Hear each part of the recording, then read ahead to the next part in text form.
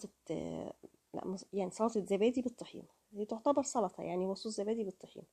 هتجيبي كوباية زبادي وشوية طحينة، حوالي مثلا معلقتين 3 كبار، وفصين توم مهروسين، وتقلبيهم بقى على بعض،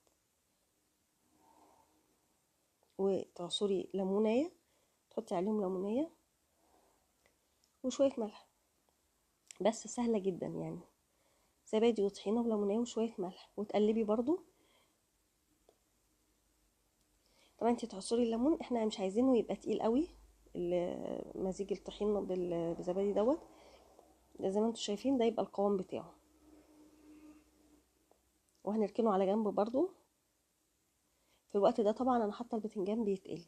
بعمل بقى دقه بسيطه كده، عباره عن توم مهروس وقرن فلفل اخضر او شطه خضراء وليمونيه، وبقلبهم دي زي دقه كده، وشويه ملح، وبقلبهم دي زي دقه كده، احطها على وش الايه، على وش الفتة بتاعت البتنجان بتاعتنا.